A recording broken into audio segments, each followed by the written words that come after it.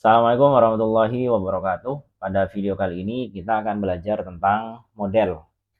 Jadi pada arsitektur MVC, model itu adalah bagian yang bertanggung jawab untuk berinteraksi dengan database. Jadi seandainya aplikasi kita butuh data atau mau menyimpan data, berarti yang harus melakukan itu adalah model, bukan view atau controller. Kemudian kalau kita membuat aplikasi yang berinteraksi dengan database, berarti hal pertama yang harus kita lakukan adalah setting koneksinya. Jadi nanti koneksinya seperti ini. Dan koneksi tersebut bisa kita lihat di file.env-nya. Jadi di sini ya. Untuk Laravel 11, koneksi defaultnya itu adalah SQLite.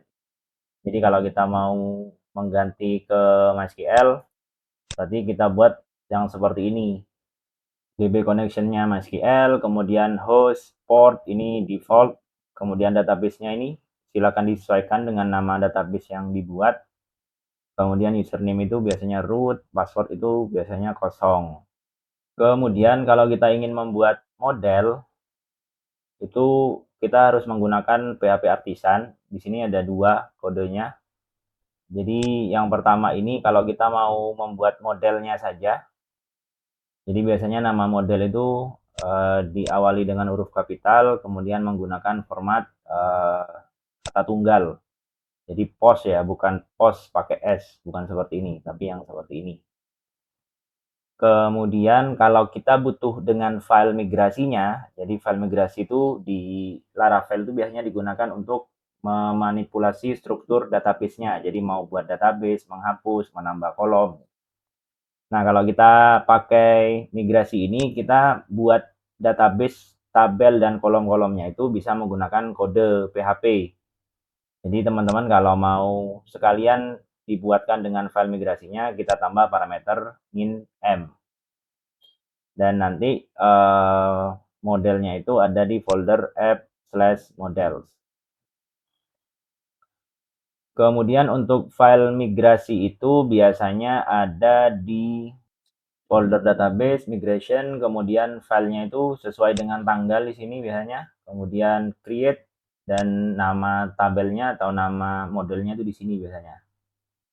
Kemudian kalau kita ingin membuat tabel, nah ini contoh kode migrasinya ya. Jadi teman-teman kalau buka nanti ada metode up. Nah, di sini kita buat tulis seperti ini kalau kita ingin membuat tabel. Nah, di sini contohnya adalah nama tabelnya adalah post, kemudian kolomnya ada ID. Nah, kalau kita pakai fungsi atau metode ID ini nanti otomatis dia jadi primary key, kemudian tipenya begin dan auto increment. Kemudian kolom yang kedua adalah title, tipe datanya adalah varchar. Nah, ini konten, tipe datanya adalah teks. Kemudian kalau kita menggunakan fungsi timestamp nanti akan dibuatkan dua kolom, created at dan updated at. Kemudian tipe datanya masing-masing adalah date time. Nah, teman-teman kalau mau tahu tipe data pada migrasi Laravel itu ini sudah saya sediakan. Jadi ada integer, big integer, dan seterusnya. Kemudian beberapa pengaturan itu kalau kita mau menjadikan kolom itu primary key, kita buat seperti ini. Auto increment kita buat seperti ini, dan seterusnya. Kemudian ketika kita sudah membuat sebuah model tadi ya, nah biasanya ada beberapa yang perlu kita konfigurasi. Kalau atribut yang kita punya itu tidak sesuai dengan nilai defaultnya Laravel. Jadi contoh, di sini kalau nama tabelnya tidak sesuai dengan konvensinya Laravel, berarti kita harus membuat atribut table.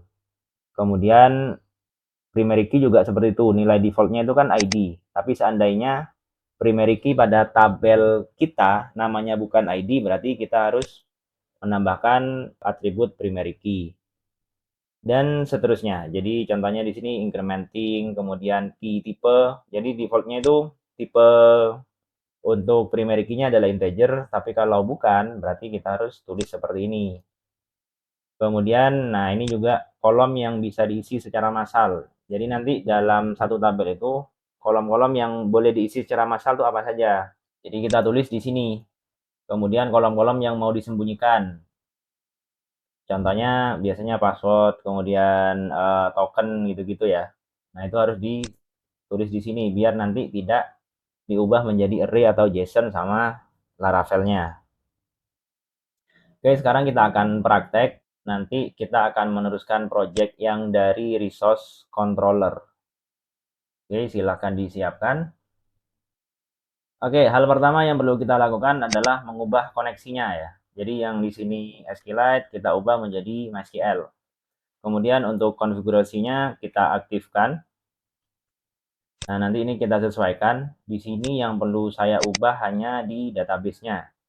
Jadi di sini saya akan menggunakan database namanya CRUD karena projectnya namanya CRUD. Selanjutnya kita akan buat model. Jadi di sini kita buka dulu terminalnya. Di sini untuk modelnya sekaligus kita buat dengan file migrasinya. Jadi perintahnya adalah php artisan make model, kemudian nama modelnya adalah mahasiswa. Jangan lupa M-nya kapital, kemudian parameter min M. Oke, sudah di sini ada dua file yang dibuat, model mahasiswa, kemudian file migration-nya. Oke, sekarang kita coba lihat semuanya. Jadi pertama modelnya di sini. Kemudian untuk file migrasinya ada di database, kemudian migration, kemudian kita cari nama yang di sini ya. Nah, ini. Oke, ini adalah file migration-nya. Pada file migration ini kita akan membuat tabel mahasiswa, kemudian nanti ada 4 kolom utama, yaitu NIM, nama, jenis kelamin, jurusan, dan kemudian ada time ya. Jadi ada created add sama updated add. Oke, yang pertama kita ubah dulu ini. Jadi mahasiswa, kemudian untuk kolom pertama itu NIM, dan ini jadi primary key. Kemudian 3 kolom yang lain ini saya copy paste saja. Oke, yang kedua adalah nama. Kemudian bagian primerinya ini kita hapus. Dan di sini kita kasih nilai maksimal. Jadi panjang maksimalnya adalah 255 karakter. Kemudian untuk yang jenis kelamin itu kita pakai enum. Namanya adalah JK. Kemudian opsi yang bisa dipilih. Oke, ini saya hapus dulu. Jadi L dan P ya. Kemudian yang terakhir adalah jurusan. Oke, jadi seperti ini. Oh ya, jangan lupa untuk panjang jurusan ini saya batasi saja sampai 10. Karena nanti yang disimpan itu adalah kode jurusannya. Kemudian di bagian metode down ini nama tabelnya juga silakan diperbaiki jadi mahasiswa. Kemudian setelah edit file migrasinya ini selesai, sekarang kita jalankan kode migrasinya. Jadi biar tabel mahasiswa dan kolom-kolomnya ini dibuat. Kodenya adalah php artisan migrate. Oke, jadi database CRUD masih belum ada. Jadi mau buat kita ketik yes saja. Oke, sudah. Sekarang kita bisa cek di tabelnya dulu atau database-nya. Oke, kita buka Laragon, kemudian kita klik bagian database. Kemudian ini kita open saja. Oke, bisa dilihat di sini ada database baru namanya CRUD. Kemudian di sini sudah ada beberapa tabel dari Laravel dan juga tabel yang baru kita buat yaitu tabel mahasiswa. Nah, ini ya NIM, nama, jenis kelamin, jurusan, kemudian timestamp-nya. Nih, semuanya sudah sesuai ya. Oke, sekarang kita kembali ke coding. Selanjutnya kita setting untuk modelnya. Jadi yang pertama adalah atribut tabel. Jadi nama tabelnya adalah mahasiswa. Kemudian untuk primary key-nya,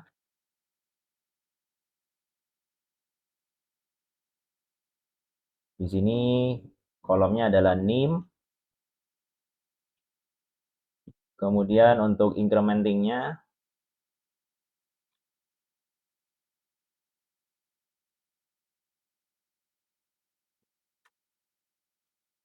Kemudian key tipenya itu adalah string.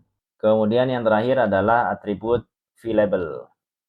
Jadi di sini kolom yang bisa diisi cuma 4, NIM, nama, JK, dan jurusan.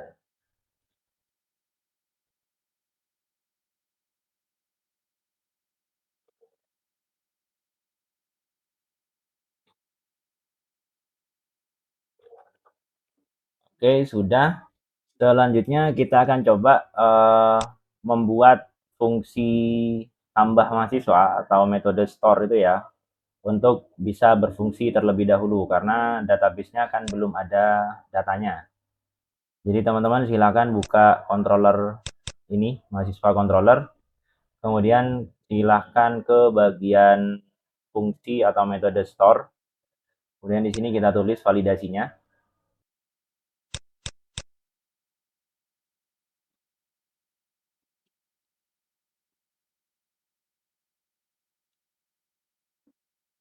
Jadi kolom pertama adalah NIM, kemudian validasinya adalah required. Kemudian kolom kedua adalah nama, validasinya juga required. Kolom ketiga adalah JK, kemudian ini validasinya selain required, ini kita menggunakan validasi in. Jadi karena enum ya, kita pastikan bahwa datanya yang boleh masuk itu hanya L dan P. Kemudian yang terakhir adalah jurusan. Nah, di sini untuk validasinya juga hanya required. Kemudian setelah itu, setelah validasi, kita akan coba simpan. Jadi untuk menyimpan data, kita bisa panggil modelnya dulu. Jadi di sini, mahasiswa. Dan ini juga salah satu metode yang harus kita import. Jadi kalau kita menggunakan model, berarti di sini modelnya harus kita import. Kemudian titik 2, kita panggil fungsinya create. Kemudian data yang akan kita berikan adalah dari variabel request. Nah, jadi seperti ini. Ini berguna untuk menyimpan data ke database. Oke, sekarang kita coba jalankan. Oke, kita ke tambah mahasiswa. Kita coba ya. Submit. Nah, di sini pesannya sudah berhasil ya. Tapi karena ini masih belum ditampilkan, jadi langsung kita coba buka dari database-nya. Oke, di sini nah bisa kita lihat sudah masuk ternyata. Berarti fungsi simpannya sudah berjalan dengan baik. Selanjutnya pada fungsi tampil ini masih hardcode tadi ya. Jadi bagaimana sekiranya ini sudah mengambil dari database. Jadi sekarang kita ke controller lagi. Kemudian kita masuk ke fungsi index. Jadi di sini kita ambil dulu datanya menggunakan model. Pertama kita buat variabel ya untuk menampung datanya. Kemudian kalau kita mau mengambil, kita bisa pakai fungsi all. Oke, jadi seperti ini. Kemudian jangan lupa nanti data ini kita kirim ke view mahasiswa. Caranya adalah kita menggunakan fungsi compact, kemudian nama variabelnya. Kemudian kita akan coba tampilkan mahasiswa ini di dalam blade mahasiswa. Jadi silakan buka mahasiswa blade-nya. Kemudian kita ke tabel. Nah, ini ya. Kita hapus baris yang kedua. Jadi ini kan ada 2 baris, kita hapus baris yang kedua. Kita akan pakai yang ini saja. Kemudian ini silakan di-cut dulu. Nanti untuk kodenya kita akan taruh di dalam for each. Jadi tadi variabelnya namanya mahasiswa, kemudian setiap barisnya kita akan beri nama dengan variabel MHS. Kemudian yang tadi kita cut, kita paste di sini. Oke, sudah. Selanjutnya bagian yang ini kita ambilkan dari database. Oke, caranya seperti ini. Oke, ini kolom NIM. Kemudian yang ini nama. Kemudian untuk jenis kelamin ini kita akan pakai ternary ya. Jadi untuk menentukan dia akan jadi laki-laki atau perempuan. Jadi jika nilainya L, maka nanti outputnya adalah laki-laki. Kalau bukan, dia akan di-set jadi perempuan. Oke, seperti ini. Kemudian untuk jurusan kita tampilkan apa adanya dulu.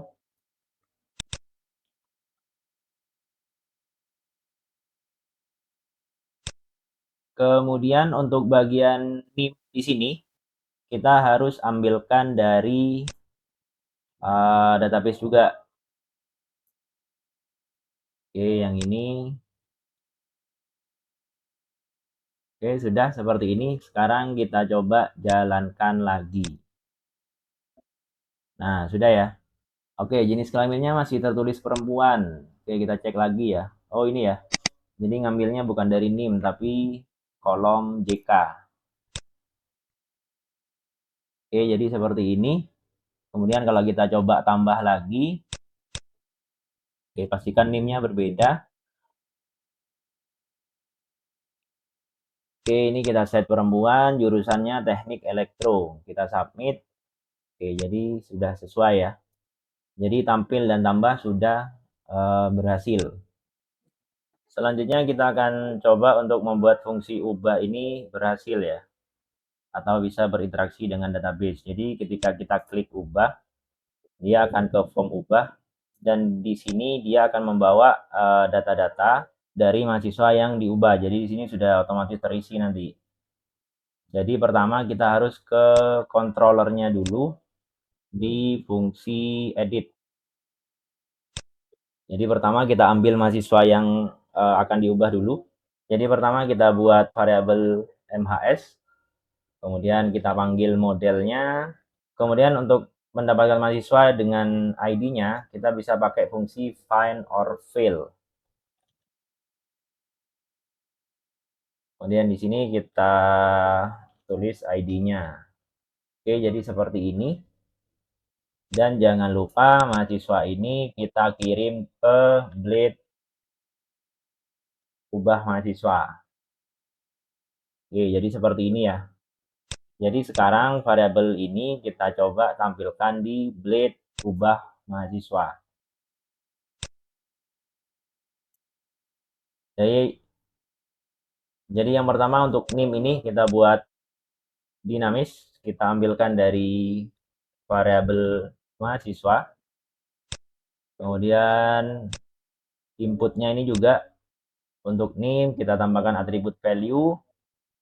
Kita ambilkan dari mahasiswa juga. Kemudian karena NIM ini adalah primary key, biasanya dia tidak boleh diedit. Jadi di sini kita buat read only, jadi biar tidak bisa diedit. Kemudian untuk nama sama ya. Kita ambilkan dari kolom nama. Kemudian untuk jenis kelamin di sini kita akan coba pakai ternary lagi. Jadi jika jenis kelamin itu isinya adalah L,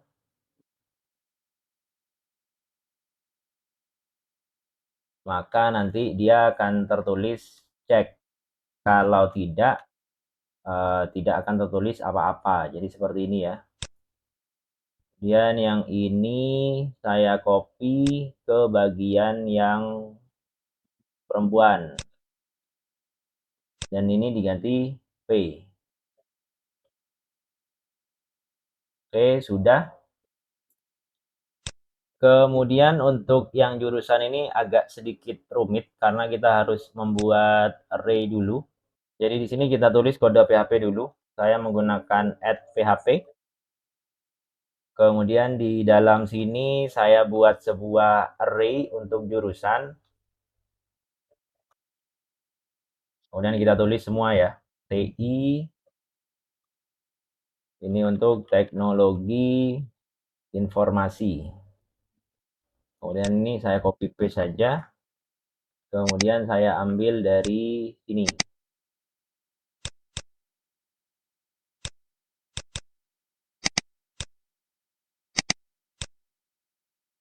Oke, sudah seperti ini. Kemudian yang bagian ini kita hapus. Nanti kita tampilkan menggunakan for each.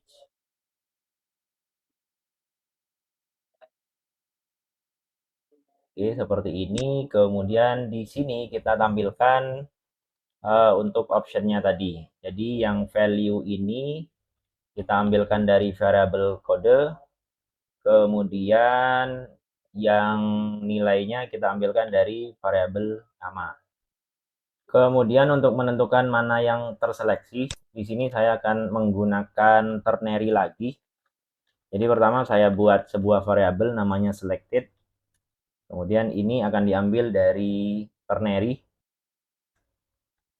Jadi jika mahasiswa jurusan itu sama dengan kode, maka kita akan isi dengan selected. Kalau bukan, maka kosong.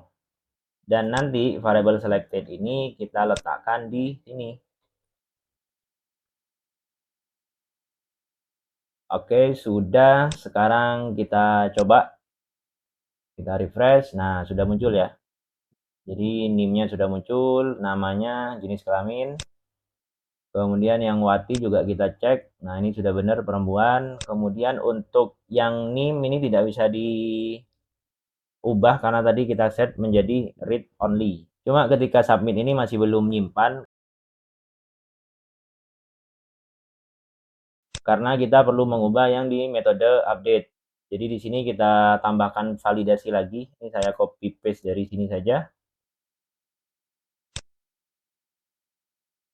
Kemudian sebelum update kita pastikan mahasiswanya ada dulu. Nah, kita pakai kode yang ini lagi. Kita taruh bawahnya. Baru setelah kita pastikan ada, nanti mahasiswa ini bisa kita update.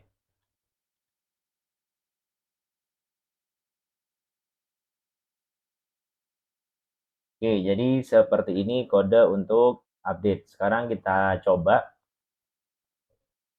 Oke, Wati ini kita buat Wati 2. Jurusannya teknologi informasi. Oke, kita submit. Oke, Wati 2 ya. Jurusannya TI. Sudah benar berarti. Selanjutnya yang terakhir adalah untuk hapus. Jadi pertama kita cek dulu ya, blade-nya sudah diubah nggak untuk NIM-nya. Oke, di sini sudah diubah tadi. Berarti sekarang kita langsung saja ke controllernya di metode destroy. Jadi sama ini dengan update, kita cari dulu mahasiswanya, kita pastikan ada. Setelah itu baru kita hapus. Oke, jadi seperti ini cara menghapus data menggunakan model di Laravel. Oke, sekarang kita coba. Oke, sudah terhapus ya. Selanjutnya mungkin biar lebih aman ketika hapus ini kita tampilkan konfirmasi dulu. Jadi biar user itu tidak salah klik untuk hapus. Jadi di sini karena kita pakai link ya. Jadi yang ini kita ubah. Oke, jadi bagian ini kita ubah. Ini saya cut untuk ngambil formnya ini. Kemudian oke, jadi seperti ini. Jadi ketika dia submit form, kemudian dia akan melampirkan form itu sendiri, jadi formnya sendiri. Kemudian di sini kita tambahkan script. Kita buat sebuah function namanya submit form. Dan parameternya adalah form.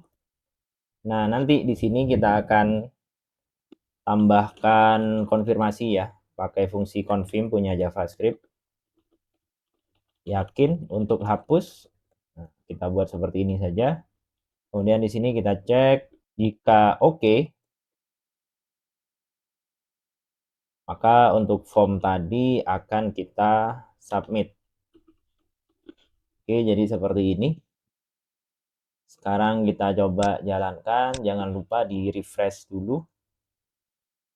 Oke, sekarang kita coba hapus. Jadi muncul seperti ini ya. Jadi ketika diklik hapus, dia tidak langsung menghapus, tapi ada konfirmasi dulu. Kalau di cancel, dia tidak akan menghapus. Tapi kalau klik OK, maka akan menghapus. Oke, jadi mungkin itu saja video kali ini. Semoga bermanfaat. Assalamualaikum warahmatullahi wabarakatuh.